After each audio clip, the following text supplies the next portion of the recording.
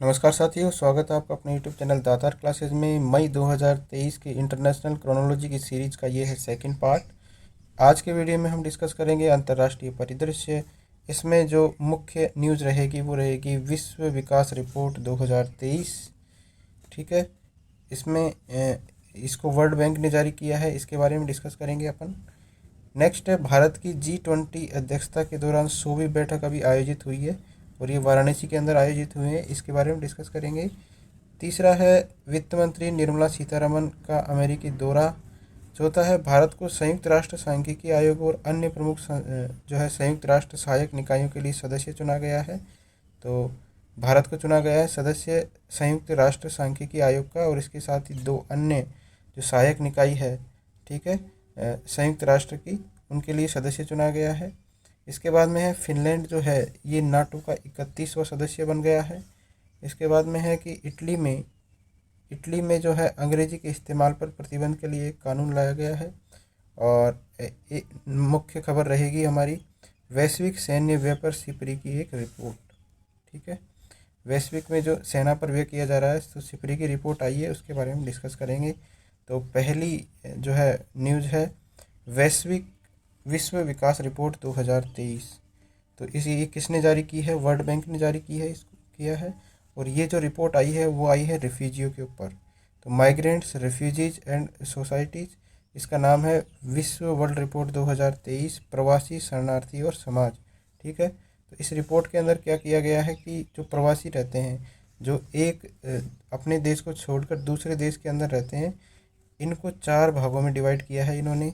तो 4 भाग है कुशल आर्थिक प्रवासी, इसके बाद में है कौशल वाले शरणार्थी जिसकी मांग है, तीसरा है व्यथित प्रवासी और चौथा है शरणार्थी। तो जो हाईली टैलेंटेड रहते हैं उनको बोलते हैं कुशल आर्थिक प्रवासी। जैसे सिलिकॉन वैली में रहने वाले जो इंडियन इंजीनियर्स है, डॉक्टर्स है, ये रहते हैं कुशल आर्थिक प्रवासी। कौशल वाले शरणार्थी जिनकी मांग है, वही शरणार्थी जहाँ पर इनकी डिमांड है और वहाँ पर ये रहते हैं। ठीक है, इनके कौशल की जहाँ पर डिमांड है और वहीं ये रहते हैं किसी देश के अंदर, तो ये होते हैं कौशल वाले शरणार्थी। जैसे तुर्की के अंदर जो सीरियाई उद्यमी हैं वो इसकी श्रेणी में आते हैं। तीसरा है व्यथित प्रवासी। व्यथित प्रवासी का मतलब होता है जैसे अकुशल प्रवासी रहते हैं दूसरे देशों में। और चौथे हैं इलीगल रूप से जो शरणार्थी रहते हैं, जैसे बांग्लादेश में रोहिंग्या है, वो जो आते हैं ये प्रवासी शरणार्थी की श्रेणी में आते हैं। तो ये जो रिपोर्ट आई है इसके अंदर 4 श्रेणियों में डिवाइड किया गया है। बात करें मुख्य बिंदुओं की, तो विदेशों में जो भारतीय कार्य कर रहे हैं इनकी आय में कितनी वृद्धि हुई है? 120% की वृद्धि देखी गई है। ठीक है, अमेरिका में प्रवास करने वाले जो कम कुशल भारतीय नागरिकों की आय में जो है 500% की वृद्धि देखी गई है इस रिपोर्ट के अनुसार। और जो है संयुक्त अरब अमीरात की बात करें तो यहाँ पर 300% की वृद्धि इसके अंदर देखने को मिली है। तो भारतीयों के द्वारा भारतीयों की जो आय है वो अमेरिका के अंदर 40% बढ़ी है। ठीक है, तो अमेरिका के अंदर 500% की वृद्धि देखी गई है। और संयुक्त अरब अमीरात के अंदर कितनी प्रतिशत की वृद्धि देखी गई है? 300% की वृद्धि देखी गई है। और ओवरऑल बात करें, ठीक है, तो 40% की वृद्धि दर्ज की गई है।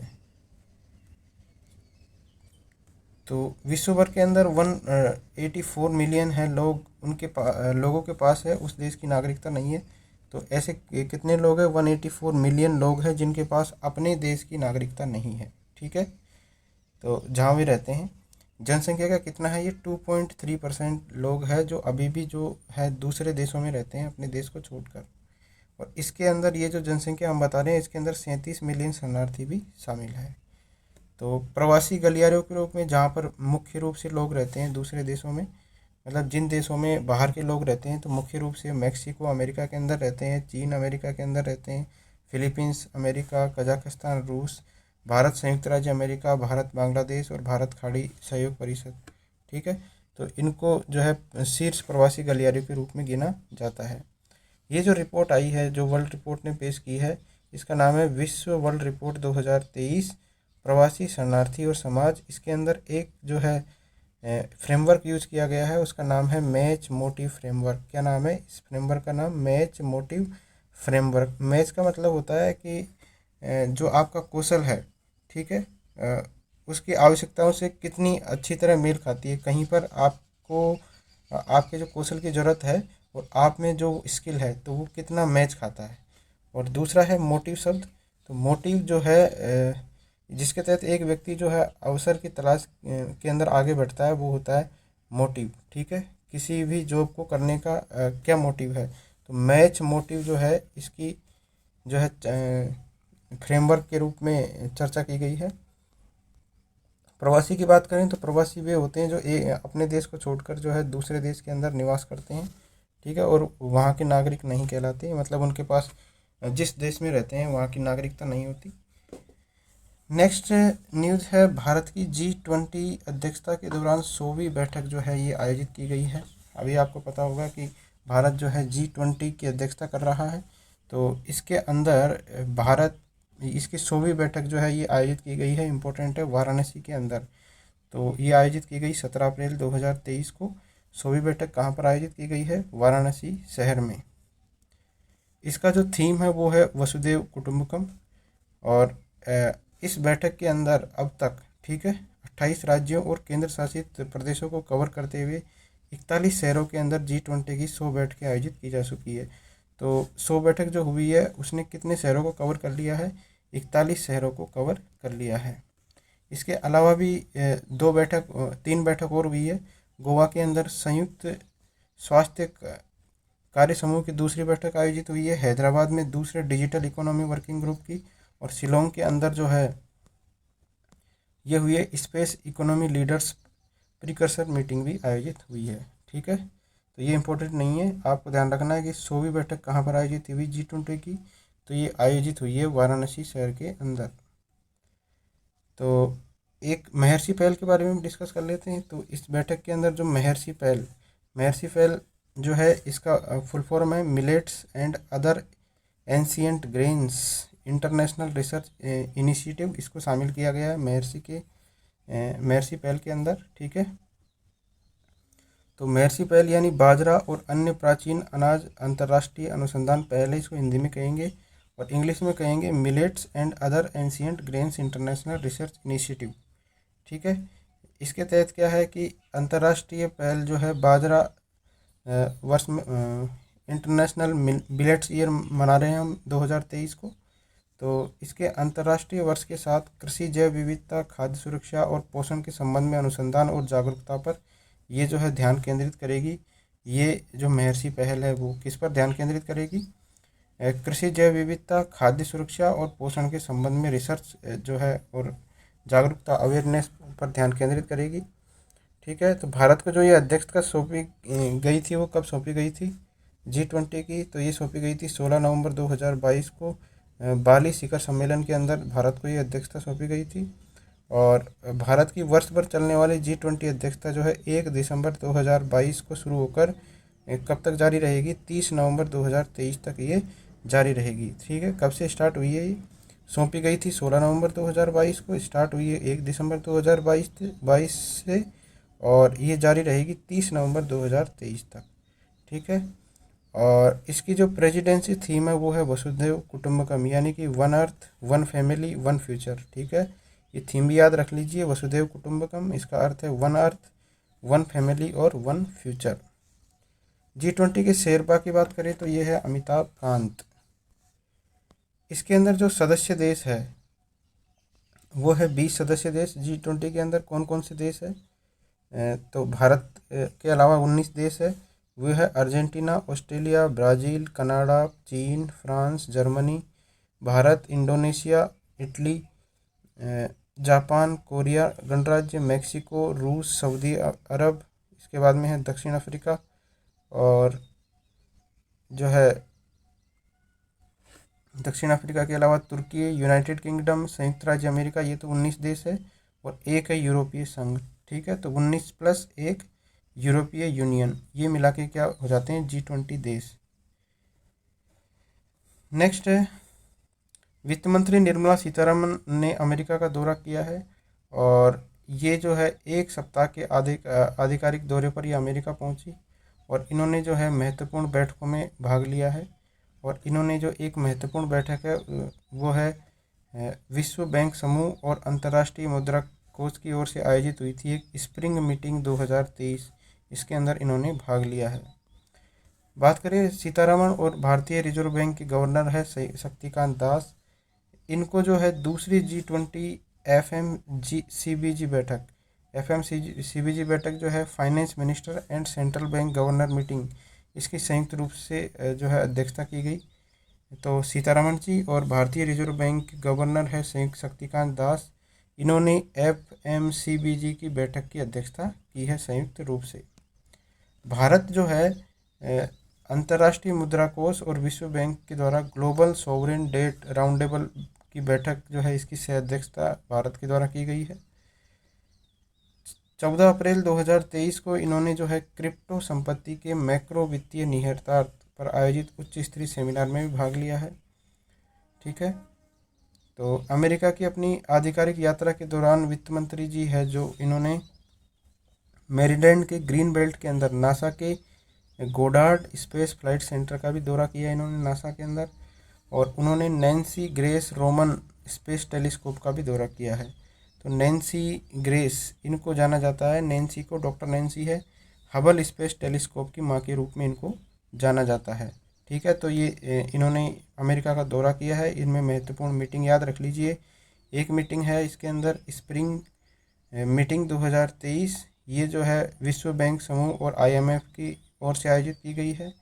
इसके अलावा FMCBG की बैठक के अंदर सीतारमण जी और शक्तिकांत दास ने संयुक्त रूप से अध्यक्षता की है। इसके बाद में है राउंडेबल की बैठक हुई थी भारत IMF और वर्ल्ड बैंक के द्वारा, इसकी भी इन्होंने अध्यक्षता की है। इसके अलावा एक टेलीस्कोप है Nancy grace Roman space telescope, तो डॉक्टर नैन्सी का नाम याद रखिए, जो है पहली महिला कार्यकारी और खगोल विज्ञान की पहली प्रमुख थी, तो इनके नाम पर ही जो है इसका नाम रखा गया है Nancy grace Roman space telescope.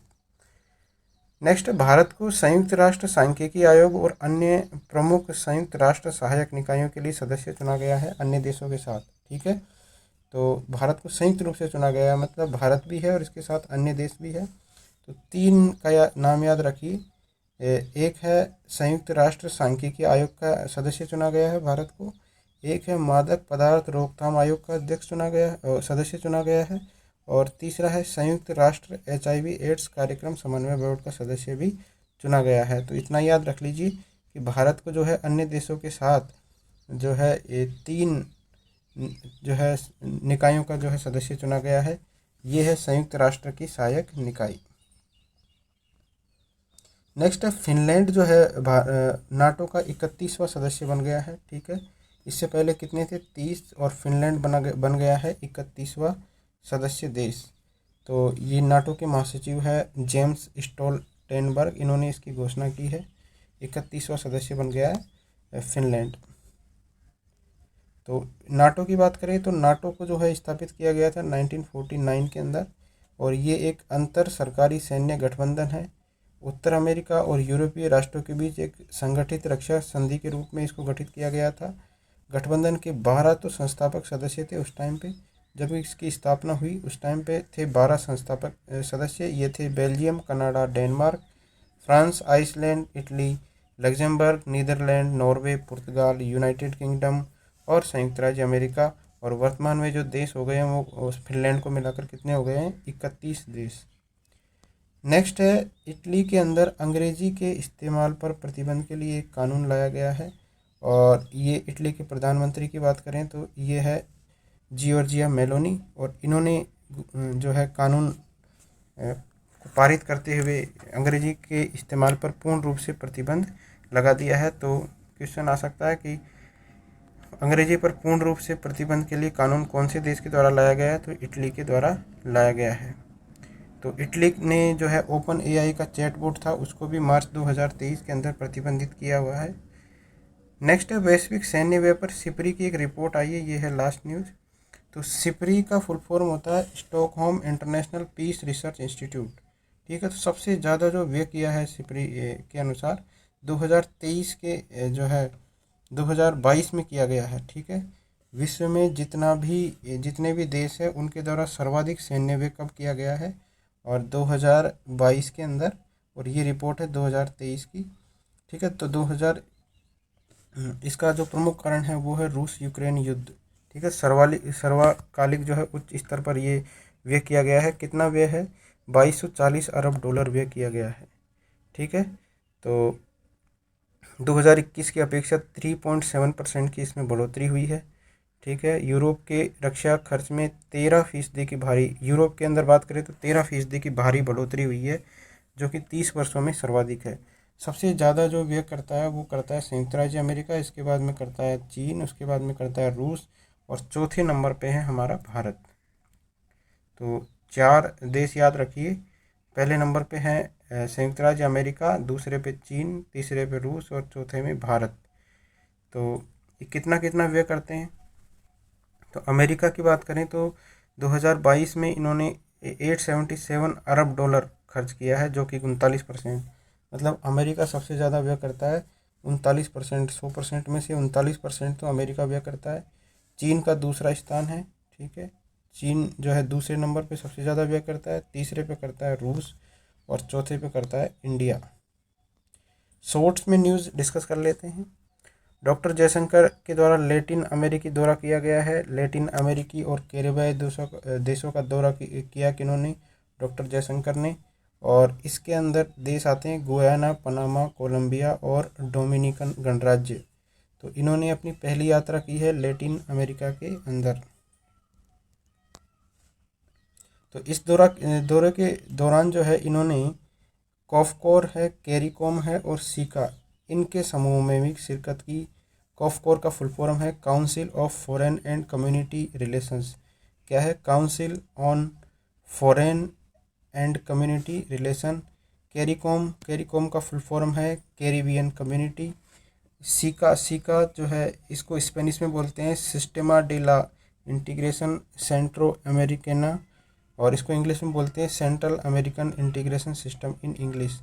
तो विदेश मंत्री ने दौरा किया है लैटिन अमेरिका का, गुयाना, पनामा, कोलंबिया और डोमिनियन गणराज्य का। इसके बाद में है Y20 का मतलब है यूथ 20। तो इसका आयोजन जो है लेह के अंदर किया गया है। नवनिर्मित जो है केंद्र शासित प्रदेश है लेह।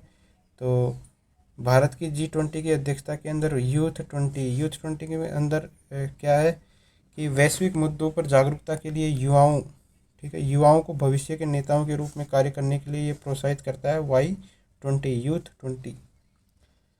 नेक्स्ट, नेपाल के अंदर मंत्रिमंडल का विस्तार किया गया है और नेपाल के प्रधानमंत्री है पुष्प कमल दहल प्रचंड। और एक नाम और याद रख लीजिए कि नारायण प्रसाद सऊद, इनको विदेश मंत्री का जो है पदभार दिया गया है। नेपाल के विदेश मंत्री कौन है? नारायण प्रसाद सऊद। नेपाल के राष्ट्रपति की बात करें तो इनका नाम है रामचंद्र पौडेल। क्या नाम है? रामचंद्र पौडेल। नेक्स्ट है, भारत ने एक ब्रिज बनाया है जिसका नाम है बूजी ब्रिज, और ये कहाँ पर बनाया है? मोजाम्बिक में। ये है 132 किलोमीटर्स का टीका बूजी नोवा और सोफाला रोड परियोजना के हिस्से के रूप में इसको विकसित किया गया है। तो बूजी ब्रिज की बात करें तो कहाँ पर बनाया गया है? मोजाम्बिक में। और किसके द्वारा बनाया गया है? ये इंडिया के द्वारा। नेक्स्ट है, MF हाइड्रा जो है विश्व की पहली तरल हाइड्रोजन संचालित जो है नौका है, फेरी जिसको अपन बोलते हैं, इसका नाम है। तो पहली तरल हाइड्रोजन संचालित नौका का नाम पूछे तो बताना है कि MF हाइड्रा है। और इसे जो बनाया है नॉर्वेजियन कंपनी है नॉरलैंड, इसके द्वारा बनाया गया है। किसने बनाया है इसको? नॉरलैंड ने बनाया है। ये है 82.4 मीटर लंबी। इस नौका के अंदर 300 यात्री बैठ सकते हैं और इसकी क्षमता जो है 80 वाहनों को ले जाने की है। कितने वाहन जा सकते हैं MF हाइड्रा के अंदर? MF हाइड्रा जो है विश्व की पहली तरल हाइड्रोजन संचालित नौका है। ये जो हाइब्रिड है, हाइब्रिड का मतलब है बैटरी और प्रवाही हाइड्रोजन ईंधन सेल दोनों का उपयोग करती है। तो इसके अंदर 2 चीज़ें ईंधन के रूप में काम आती है, एक तो आती है बैटरी और एक आती है प्रवासी हाइड्रोजन। ठीक है। नॉर्वेजियन सामुद्री प्राधिकरण ने इसके संचालन के लिए जो है अंतिम मंजूरी दे दी है। तो किसने बनाया है इसको? नॉर्वेजियन कंपनी है नॉरलैंड, इसके द्वारा बनाया गया है। वन लाइनर डिस्कस कर लेते हैं। बच्चों के मध्य टीकाकरण के स्तर को बढ़ाने के उद्देश्य से विश्व स्वास्थ्य संगठन, UNICEF, Gavi, the vaccine alliance, bill and Melinda Gates foundation और टीकाकरण एजेंडा 2030 एवं अन्य सार्वजनिक स्वास्थ्य संगठनों के द्वारा लॉन्च किए गए पहल का नाम क्या है? तो बच्चों के मध्य टीकाकरण को बढ़ाने के लिए जो है एक पहल लॉन्च की है इन्होंने मिलकर, तो इसका नाम है द बिग कैचअप। क्या नाम है? टीकाकरण की पहल है ये, इसका नाम है द बिग कैचअप। नेक्स्ट है 13 अप्रैल 2023 को वैश्विक खाद्य नीति report, global food policy report आई है 2023। किस संस्था के द्वारा इसको जारी किया गया है? तो वैश्विक खाद्य नीति रिपोर्ट, इसको जो है जारी किया गया है अंतर्राष्ट्रीय खाद्य नीति अनुसंधान संगठन के द्वारा, international food policy research institute, जिसको बोलते हैं IFPRI। ठीक है, तो वैश्विक खाद्य नीति रिपोर्ट किसने जारी की है? अंतर्राष्ट्रीय खाद्य नीति अनुसंधान संस्थान ने।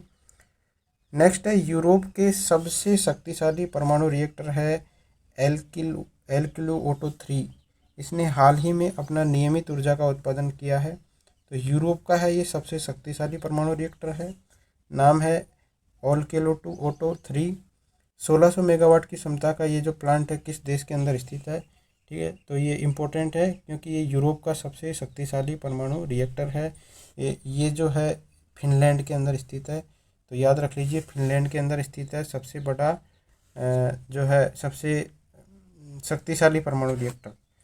नेक्स्ट है भारत थाईलैंड वार्ता के किस संस्करण का आयोजन 20 अप्रैल 2023 को बैंकॉक के अंदर किया गया? तो कौन सा संस्करण था भारत और थाईलैंड रक्षा वार्ता का? तो ये था 8वां संस्करण। ठीक है, कौन से संस्करण का आयोजन किया गया? 8वें संस्करण का आयोजन किया गया बैंकॉक के अंदर। नेक्स्ट है अल्पाइन टेक्नोलॉजीज़ के लिए अग्रणी अंतर्राष्ट्रीय व्यापार मेले इंटर अल्पाइन 2023 मेला का आयोजन किया गया। तो कहाँ किया गया? जिसमें केंद्रीय सड़क परिवहन और राजमार्ग मंत्री है नितिन गडकरी, इन्होंने भाग लिया। तो इंसब्रुक ऑस्ट्रिया के अंदर जो है ये आयोजित किया गया अल्पाइन टेक्नोलॉजीज़ के लिए जो है इंटर अल्पाइन 2023 मेला। नेक्स्ट है एडमिरल टोनी रोडाकिन, ठीक है, टोनी राडाकिन किस देश के चीफ ऑफ डिफेंस स्टाफ है जो अपने 3 दिवसीय दौरे पर भारत आए? तो टोनी राडाकिन ये है ब्रिटेन के, कहाँ के हैं? ब्रिटेन के हैं ये chief of defence staff. Next है एमीन झापराओ किस देश की प्रथम उप विदेश मंत्री है जो अपनी 4 दिवसीय विदेशी यात्रा पर 9 अप्रैल 2023 को भारत आई? तो 9 अप्रैल 2023 को भारत आई है, इनका नाम है एमीन झापरोवा और ये पहली जो है उप विदेश मंत्री है इनका, ये आई है यूक्रेन से।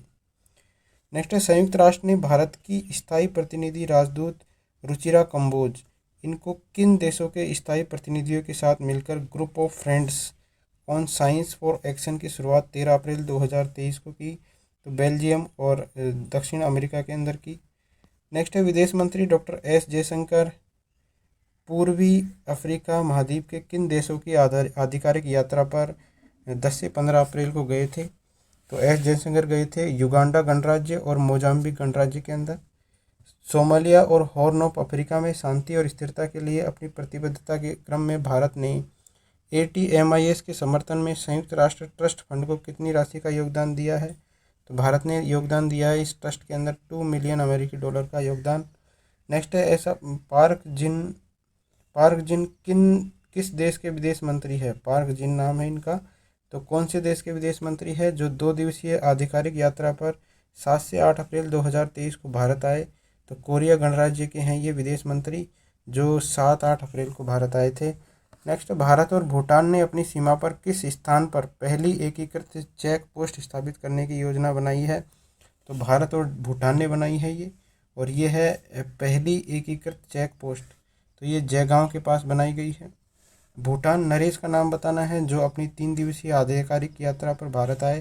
तो भूटान के नरेश का नाम है जिम्मे खेसर नाग्याल वांगचुक। ठीक है, ये है भूटान नरेश।